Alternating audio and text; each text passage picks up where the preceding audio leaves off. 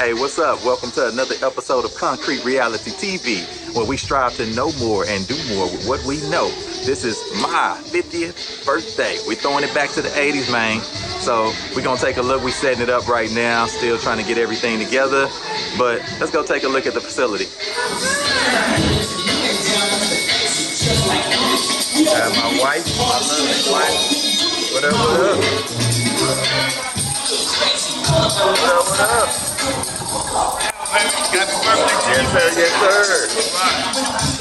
Got the setup. We got Miss Kizzy, coordinator here. Say what's up, Kizzy. I gotta get my hat. We got the tail looking fly. What up, what up? Sister Shay, throwing it back to the 80s. What's up? Lady Jewel, what's up? We throwing it back to the 80s, huh? Yes, sir. I sure am. Just a backdrop. We got Easy back here. What up, though? We throwing it back to the 80s, country reality TV style. Got Cool Colors. We got that boy Chris C. Maddox DJing this back to the 80s party.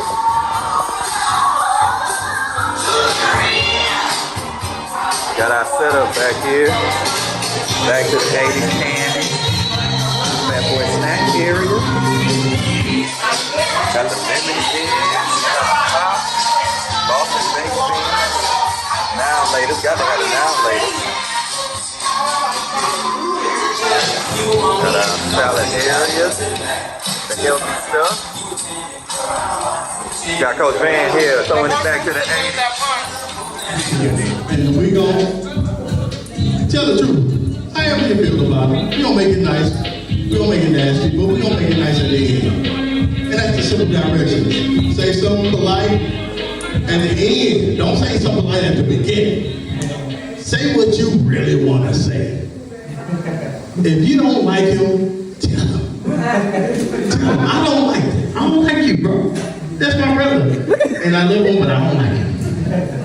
It's just certain things I love about him, but I don't like about this dude. My mama can testify. When we was growing up, he bullied the hell out of me. And it's my big brother, but I'm bigger than his ass. Come try that shit now. He know what it is. I'm telling you now, he used to bully the hell out of me. We was good kids. My boy, we good. We was good kids. But he was the bad one. He was the one that took everything from me. Because I was always smaller. I was the one. Hey, look, I'm going through hell in high school. So I'm going to come home and I'm going to give you hell. And I'm like, all right, dude, cool. But one day I'm going to get bigger than you. And I'm going to be on your stage at your 50th birthday party with the microphone. And you ain't going to have no power. So in between, this is what we're going to do. We're going to sit him right here, and we're going to call people on stage. Y'all come at random, do what you want to do. But you know what? I'm going to do something special. Mama, I want you to call him to the stage. I want you to call him. Like when we was at home, tell the car to run. And they didn't call Efrem by Efrem. They called him by Efrem alone. So the phone was ringing. Mom, come here, Mom, come on. Phone was ringing. May I speak to Efrem? What would you call him? Elon, come up here right now. And I mean that. Come on now, smooth operator.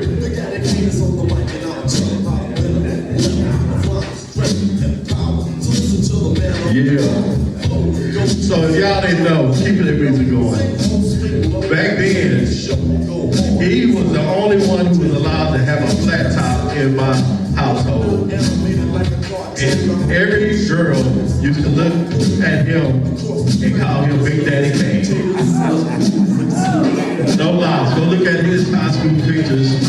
This nigga looks like Big Daddy Kane. And I hated it. at church. I was hating. I hated to the point I used to act like I was him with his girlfriend. But I love this dude. So, who's gonna be the first roaster? I'm gonna roast in between. I got all night. I got jokes and everything. So if you got time and you want to say something nice, nasty about me, the mic is on the air.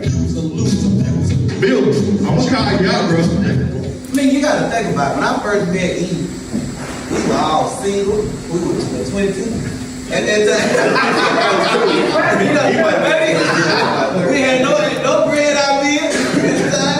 But I think the nicest thing, funny thing I can think about when I think about Eve, when you go through our past, was we used to both go to the gym. We just burn out hard. He'd look at me, I look at him, and I started doing another set. He look at me, I look at him, he started doing another set. Then one day I was like, man, why are you working so damn hard? And he told me, well shit, I'm trying to keep up with you. So then we started working out together. No, real story. So then we started exercising together. Then before I know it, the one thing that I hate about E is he always wanted to damn run. He would run before we go to the gym. And then I would tell him, he'll wait right after I get off work. And the first thing he'd be like, what you shoes at? Man, can I get still? My boy is gonna be on time. And I'm a big person on time. He ain't never late. If he said we're gonna work at 5:01, he gonna be there 4:59, standing doing it. Well damn, Ross, what took you so long?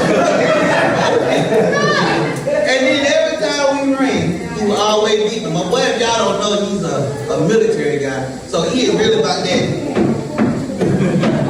And my boy don't never me. He ran the hell out of me. But I can tell you one thing that I can't appreciate. That probably was the best time, probably the last time, 10, 15 years that I actually got 100% back in shape. So my boy would work the hell out of me when you got that time. So I always appreciate it. Have a great day. Who's next? Happy birthday, Efrem. Enjoy your day. May God continue to bless you and keep you. And I'm so glad you turned 50, because there's nothing like it. But keep on living. Enjoy your day. Love you. Come on, DJ. Cut a rug, everybody. Hey, we gonna go one at a time. We gonna warm the crowd up because y'all look like y'all scared. Look, he ain't gonna do nothing. I don't give a damn what he say. He ain't gonna do nothing. You know how I know? Because his last fight was with me. And I was about this high. And it was over some clothes. Yeah, you know I'm gonna tell it. You know I'm gonna tell it. DJ, I need to tell this story. You know how selfish this nigga was back when we was kids. We was upper poor class family growing up. But my mama worked her behind off and she made sure we didn't look like no poor folk. But this woman here deserves the world. And we give it to every chance we get. Every chance we get, y'all. That y'all really supposed to clap right there. Because I know some strong black women in here tonight. But look, this dude right here, he ain't appreciate nothing. Guess what his first comeback was? My mama used to talk to him. I know. So I called him today, Mr. Know-It-All. He knew it back then. 15 years old. 14, 13. I know, mama. Hey. I'm like, how he get to talk to mama like that? I don't get to talk to mama like that. Well, you know what? Let's go back to the story. My uncle, Ken, he's supposed to be here tonight, but he's having some health conditions right now, so y'all say y'all prayers to Uncle Ken. He can relate to this story. My Uncle Ken was the flyest uncle in the family. And I ain't gonna say how he got his clothes, because I don't know. But he had everything you could name brand everything. He just, you know what, one day decided to come give us a whole 2-3 garment bag full of clothes. Nike, Air Jordans, Tommy, everything you name. We ain't had none of that stuff. Had none of it. But for some reason, now y'all notice I said he gave us the clothes. But what my brother heard was he gave me the clothes.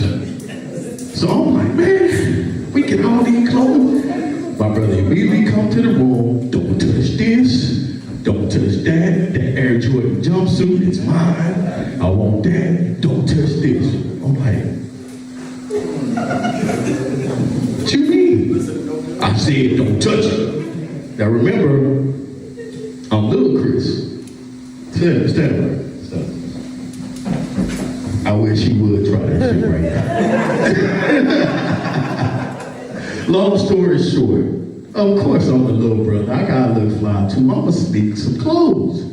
So I decided to sneak clothes. It worked for about 2-3 days. 2-3 days were about. Next thing you know, I got caught. Coming home from school, he decided he wanted to come home early from his little practice from his group. He waited at the door for me. I told you not to wear them under not the uncle clothes. Not my clothes he gave up, but my clothes. I told you not to wear them under my clothes. Long story short, we get into a fight. I don't remember who got the best of who, but I can tell you who got the best of us. My grandma, Helen B. Edwards, God rest her soul. My grandma lived 15 minutes down the street. She made it there in 5. And beat us like we stole all the clothes. And that was the last fight we had. So, I love my brother, but he knew he was wrong. He's still wrong. He still apologized for that shit today.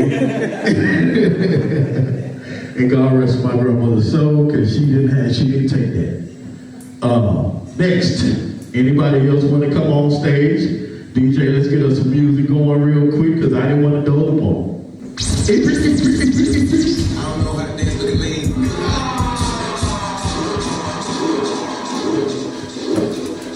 I just want to say, what? Let me get my drink real quick.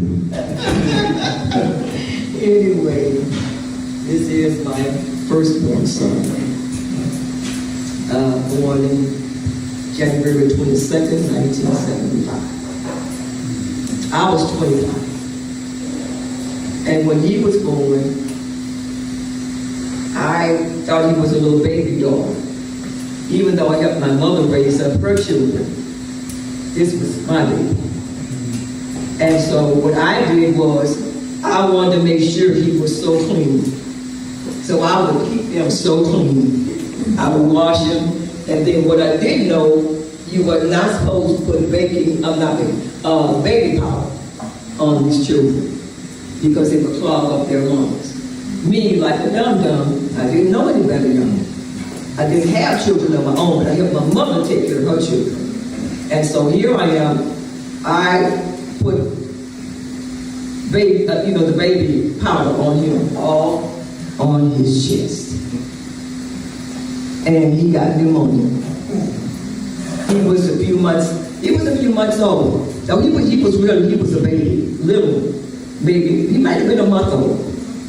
But like I said, I didn't know. Nobody told me you were not supposed to use baby powder on these children, even though they created it for whatever purpose. I don't know, to kill your children, I don't know. But I almost killed mine, this firstborn. Took him to the x-ray department at the hospital, and you should have seen when they had to take his x-ray, because he was so tiny. He was so tiny, so they had to raise up his hands. His arms were like this. And he was helpless. He was helpless. I didn't know. We were not supposed to do that, even though I wanted to keep him so clean, like him too. I kept him so clean.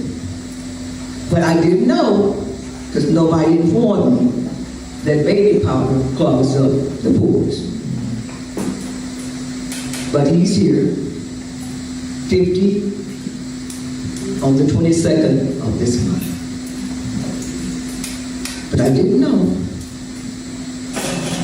But I know now. So it's something, an honor to raise up sons. It's a privilege to raise up sons.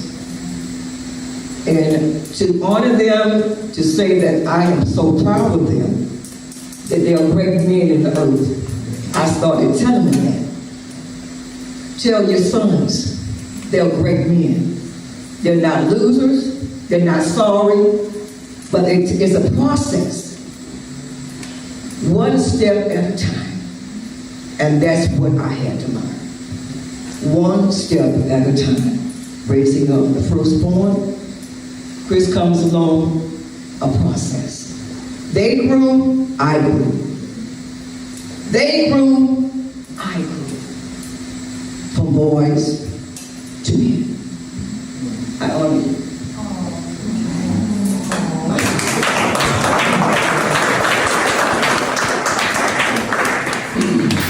Nephew, you're 50 years old. God, dog, not much is surprising me these days. But the one thing in all these years that have surprised me is you becoming a football coach. I'm like, Lord have mercy on them children. They're going to be talking about Confucius, Plato, Socrates, Aristotle. I said, the boys ain't going to play no football. They're going to be sitting up there having intellectual conversations with the cornerback coach. Hey, man, look at here. Enjoy life. Keep doing you. Uncle love you, man. Keep reaching for the stars. Keep reaching for knowledge. And keep doing what you're doing, man. I love you. Happy birthday. I met Efrem a couple years ago with this little man playing football. I'm the head football coach for his son. But as old boy right here said, he's very competitive. You know, we had a little thing where me and him would run with the kids. But him, he racing me. Like, I'm beating him at the beginning of the year, at the end of the year. I think he went to training to beat me. Did you go train to beat me, make sure? I know. But he's Efrem a good man. But only thing that I hate Efrem does, man, is he wear, you know, he like to wear the little tight little shirts and everything.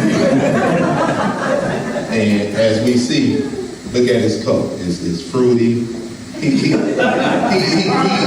biggest guy in the club drinking the fruitiest drink. And I tell when we at my house, we have a lot of parties at my house. And I tell the ladies when we come to my house, make sure y'all get y'all a drink, or Efrem don't drink them all. So I appreciate your friendship. Oh, and another thing, and y'all ever had a conversation with him? Y'all make sure y'all go study before y'all have a conversation. You don't study, you're gonna be in trouble. And you gotta make sure you know all your facts. I think he tried me. We were doing the field one day to see how much I knew. Did I pass the test? But hey, man, I want to say this. It's a pleasure being your friend, man. Like the conversation that we have, the camaraderie that we have, and just building kids. The same approach of making sure that the kids are in a better place than we got them. That's one thing that this man is always on top of. He don't care where he got to go. He'll travel to Clayton County to go pick up a kid to make sure they get to practice. The man heart is unbelievable. Man, just keep pushing. 50 is a big number. Congratulations. You're almost old. We should have some tombstones here. But I appreciate you, man, and I love you like a brother, man. I appreciate you. Thank you.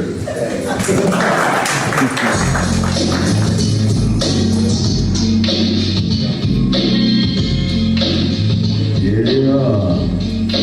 It's wonder why he said you got to study. Because he learned from the best, right? This dude always been one of them guys who just knew it. He just knew it. I don't know what it was he knew. But he knew it. Whatever it was, he just knew it. Like I said, 13, 14 years old, we used to go hoop all day. My uncle don't come get us, we go hoop, play basketball. My uncle Bubba come get us, my Uncle Clay come get us, my Uncle Ken come get us. We go hoop, play basketball.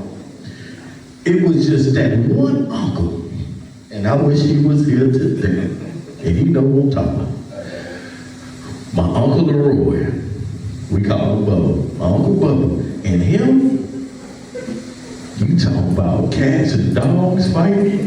My Uncle Bubba was twice his age, but he knew more than my uncle. He just, I don't know how he knew it. I didn't know it. But when we used to go play basketball, it didn't matter if they won or lost. We on the way home, him and my Uncle Bubba just going at it.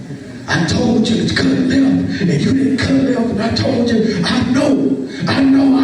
And I'm sitting here in the backseat, like, oh my goodness. Just, can we get home so I can get me some daggone sandwiches or something? They'll spend hours in that truck. Am I lying? They would spend an hour and a half, 2 hours in that truck, talking, arguing, and I think, no, scratch that. I know this is why he studied so much. Because my Uncle Bubba was one of the wise men in the family. And he was like determined. I'm going to go more and more, and I'm going to jump leaps above what my Uncle Bubba knows today. And he can say what he wants, but I know where he gets that debating spirit from and that study spirit from, that he wants to know everything about everything.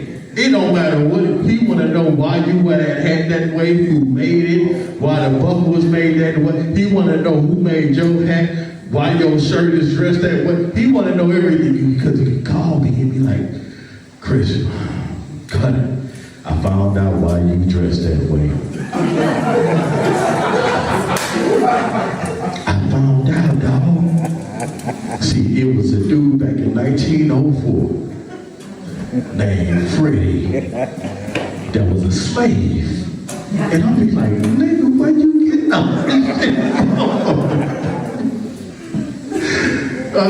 That's why I call him, I know it, our brother. Whenever I come for knowledge, I come for him, because I know this is where I'm going to get it from. He's going to send me the direction. So we're going to go to the next person. I know it's somebody back there that's hiding.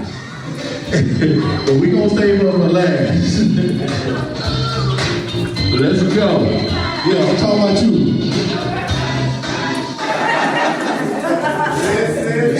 Yes, sir.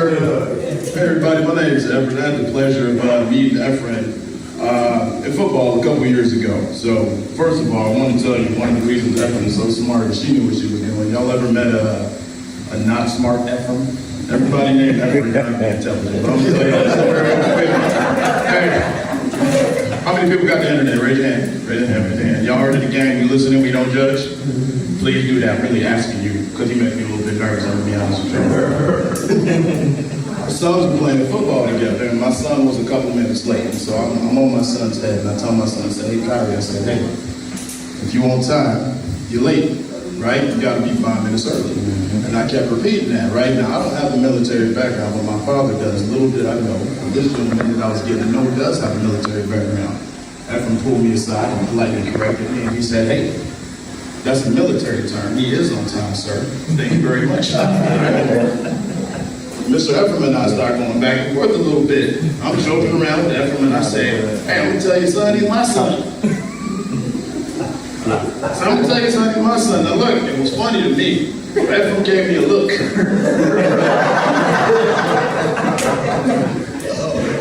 This mom, I went home. I said, honey, I said, you just start playing football when I'm coaching. I think this nigga gonna kill me.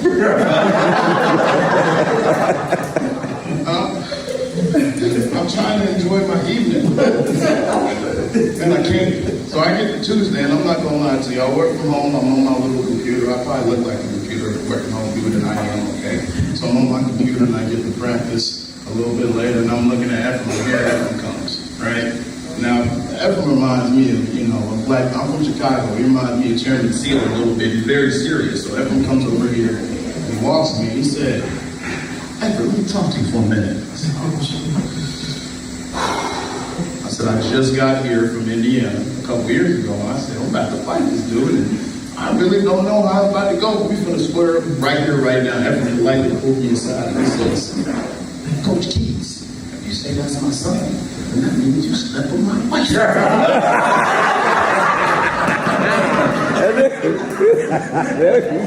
One more time. Now I want you to take a minute and let that marinate. How we went from 0 to 100 real quick. Fight or flight. That's another option, free. I take a deep breath. I'm not gonna lie, my voice might have got a little high. I said, my bad, bro. I didn't even disrespect you like that, big bro. You know, my bad, homie. I apologize. We can move on. We shook up. This has been my guy ever since. What I did learn that evening, though, even though we'd only known each other a short amount of time, was the character of a man that will come to you rather than let something sit there and fester. And I appreciated that. And I went home and I told my wife that evening, and I said, this is going to be a friend of mine, because the way that he carries himself is composure as well. It's been a pleasure to be your friend, right? I love the way you parent, I love the way you represent yourself, and I love the way you represent us, man. Happy birthday.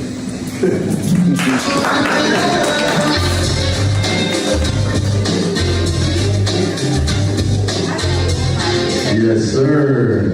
They come. You see how they coming out? Is it me? Am I tripping? They coming out. So look, we ain't gonna keep this all night because we gotta be out of here in about 30 minutes. But it's just funny how he says that, because my brother back in the day loved to fight. Couldn't fight really. He was one of them about to fight masters. Hey, we about to fight. It's going down. And I'm like, I gotta fight with you, bro. You don't understand. Like, I'm little, I'm not big like that, dude. He just decided to challenge one of the biggest guys at church one day. At church? I said at church. At church? We at church. I'm like, dude, you tripping. After choir rehearsal, he decided that he got a little attitude because one of the guys in the choir, Marcus Fisher, I'm going to say his name, and I hope he see this clip, because he remembers. On church step, Marcus decided he was going to go after the girl that was dating my brother. One of the prettiest girls in church that loved my brother. Like I say, back big daddy game. And he said something to my brother, something like black. And what you couldn't say in the 90s, early 90s, was anything but black ass, what? You know, this was back when Christopher Williams, G-Money, you know, all the yellow dudes was running the world. But Wesley Snipes took it, he didn't stab Christopher Williams in the hand back then, so it was still yellow dudes, it was in the style. He was a light-skinned dude with hazel eyes, and he just turned my brother, he said, shut up, old black ass. My brother was like, car drove off. Mom was walking up the steps like everything cool. My brother did just like this.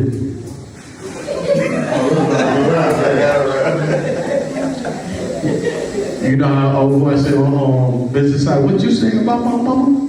That's how he was. What you say to me? What you talking about, E? Nah, bro. What you said, say it to my face. I'm like, oh Lord, we about to fight. Say it to my mouth, he not. He wasn't like, no, I know what it was like. I'm like, he's serious. We gonna have to fight. So we on church steps. The front of the Wheel Avenue back, do you remember the way? Right there, and I'm like, E, chill. No, ain't no chill. I already knew it wasn't no chill when he turned his head to the back. And I'm like, dude, Marcus Bishop played ball for Yates. Marcus Bishop was like a little bit taller than me right now. But little, he didn't care. He had that heart. He always had that heart. Still got it today. And that's what I admire about my big brother. He gave me that heart. And now it's something trouble, but that's why he can't beat me up no more. Anyway, so we're going to go to the next guest. I work with Efrem. Come here, Daddy, and all that. So, because his Zoom name will come on as, what is it? Big Daddy E. Anyway, Efrem, I was a supervisor, and it's good to hear that it wasn't just my imagination that Efrem had to know everything. And you had to make sure that you knew everything. I'm not everything, but more than Efrem, because he's always going to debate you, want to know how did we come about that rule, and then just the smallest rules about the length of his beard. I remember that. I was like, Linda, Efrem's coming to you about his beard. And then we just pushed him on to the director because just the little things Efrem was always going to question. And so we always had to know a little bit more than what Efrem knew. But one thing I do admire, and I hear it, and I know all the love in the room that everyone has for Efrem. I do know and I admire Efrem the way he fathers. It's like, Patsy, I gotta leave about 15 minutes early because I have to go pick up my son. He has practice, but we'll have tons of work and we need overtime. Efrem, can you work some overtime? Efrem never ever worked overtime because he always had to leave and go pick up Liam. So I do admire that. I do because my kids are my priority as well, and we always talk about raising kids and things of that nature.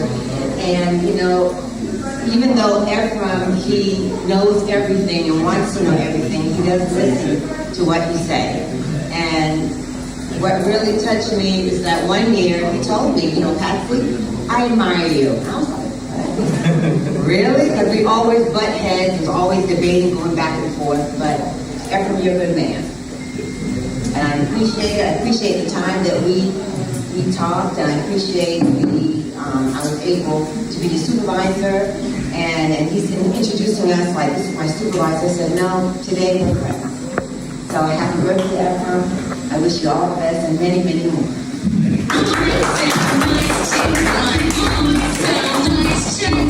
Good evening, good people of Atlanta. I'm Orlando. And Efrem is is my brother and my best friend. We talk every day. I'm here to wish Efrem, Morris Chestnut, Chicken George, Elon Edwards a happy birthday. I was going to tell a bunch of jokes, but I'm not going to do that today. I just want to tell my brother, I love you. I appreciate you. And you're going to always be my boy. Forever, ever. I love you. Whatever that may mean. Peace out. Happy birthday, old man.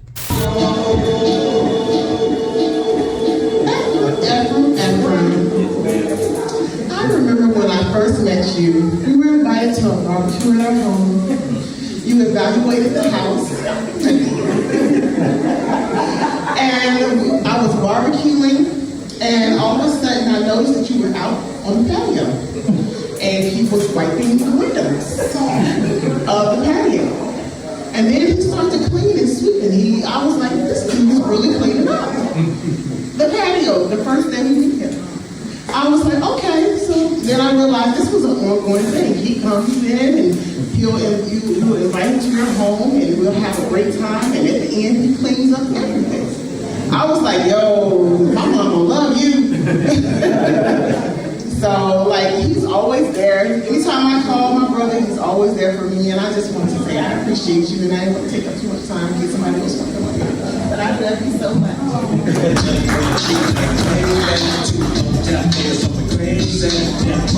We are closing in on the final moments of this roast /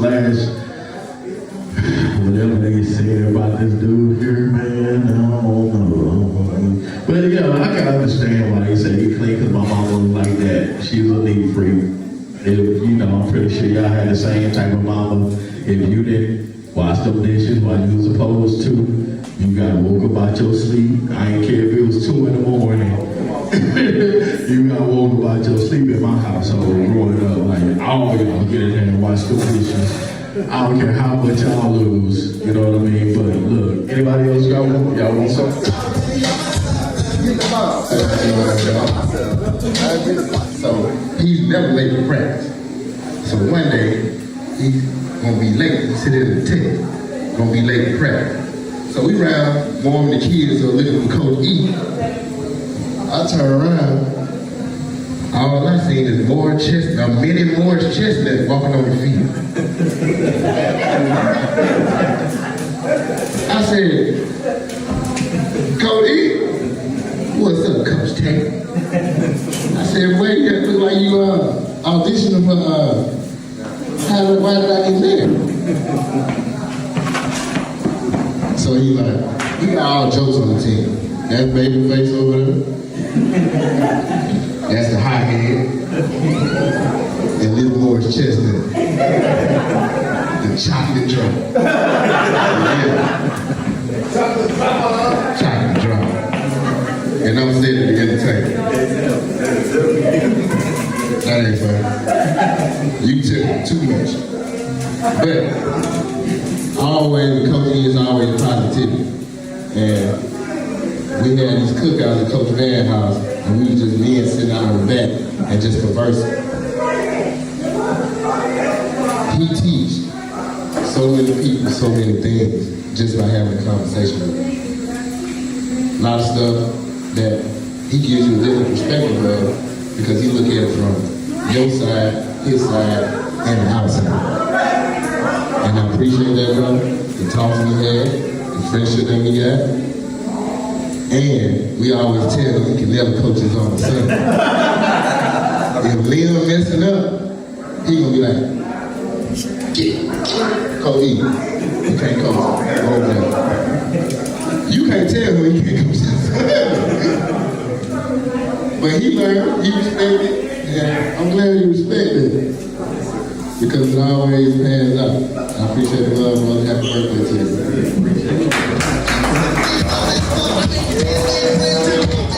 Come on up here and say something positive and negative about it. I know you got something to say. Can I tip him? You say you'll get mad?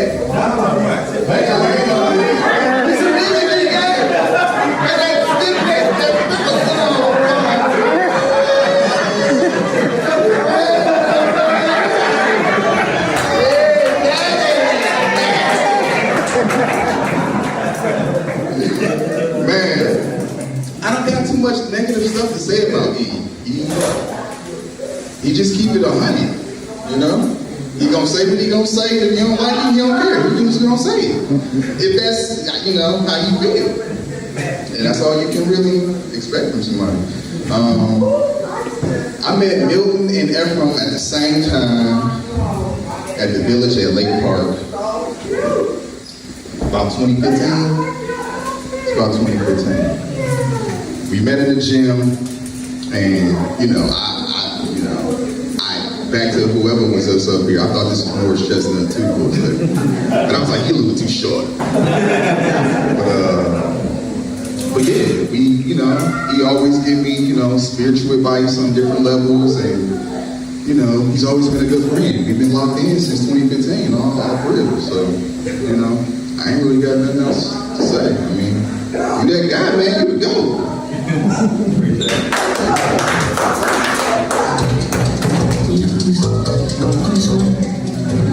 Appreciate that, appreciate it. All right. Veronica. I can't hear you. You gotta come. Happy birthday. Oh, it's time to sing happy birthday. We can't sing happy birthday until you come up here and say something. I've been rocking for like 12 years now. I met him at the farmer's market, and he was going on another date. Right? But Basically, everything everybody else said is true. Efrem has me running all the time with all his ideas, and he won't say no, ever. And I'm just grateful that Liam has a dad like Efrem. He loves the kids. He's reliable. And I can go on and on, but thank you for having me.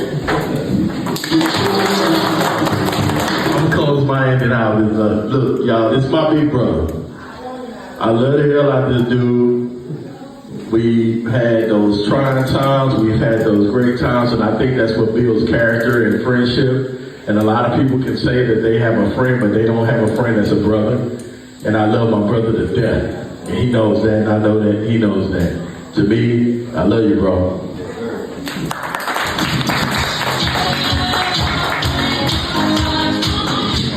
Hey, I appreciate everyone coming out. It was, how you want to say that? Oh.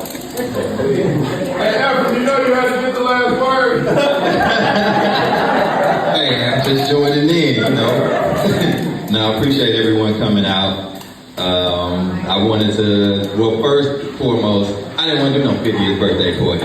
I was going to be happy going to Papacitos and then having a couple of friends come out, we sit down and eat some Mexican food, and I get my fruity drink.